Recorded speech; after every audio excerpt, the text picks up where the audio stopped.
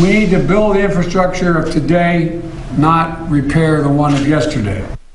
President Biden is stepping up his push to sell his multi-trillion-dollar infrastructure proposal.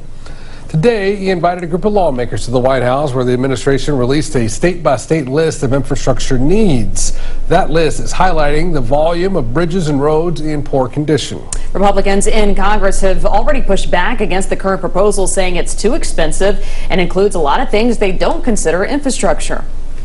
Less than 6% of this proposal goes to roads and bridges.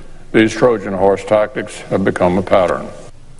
Republicans also argue that the president's proposed corporate tax hike to 28% will drive companies out of the U.S.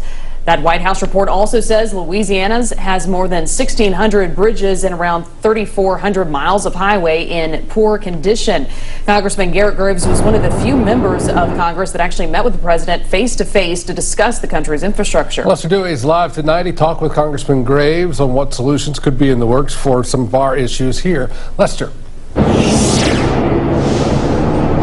Hey you guys, well yeah, a lot of you are probably wondering when will we ever get a new Mississippi River bridge, and with all this talk about infrastructure coming from the White House, I asked Congressman Garret Graves today about if the new bridge could be brought up in future discussions. You and I both know the traffic in Baton Rouge and a lot of roads and highways across Louisiana are just plain horrible, but could help be on the way to fix them. Which projects are going to deliver the best return on investment? And of course, that answer is going to be very different in California than it will be in Louisiana. Louisiana Republican Congressman Garret Graves met with the president and VP in the Oval Office today to talk about the Biden administration's $2.3 trillion infrastructure proposal and what it could mean for you. And talked about how instead of coming in and adding this concept of social infrastructure, whatever that is, we need to actually step in and first do a better job actually on interstates like bridges on I-10. We need to do a better job deepening the Mississippi River, making investments in our ports. Graves said his conversation with the president did not go into the exact figures of how much money Louisiana would actually receive to fix our roads and bridges, or what bridges would actually be fixed. And when it comes to the big question for drivers here,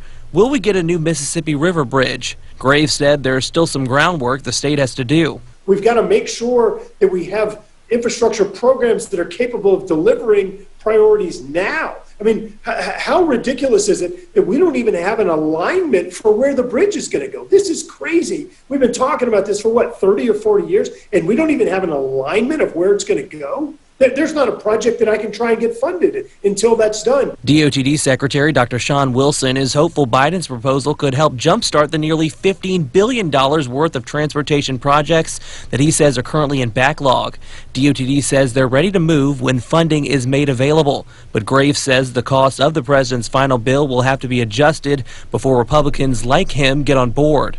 As long as we're moving forward in something that respects that these are taxpayer dollars, it's public funds, and we've got to invest them wisely in things that provide a return on investment to those taxpayers that are funding these programs, then yes, I'll absolutely keep an open mind.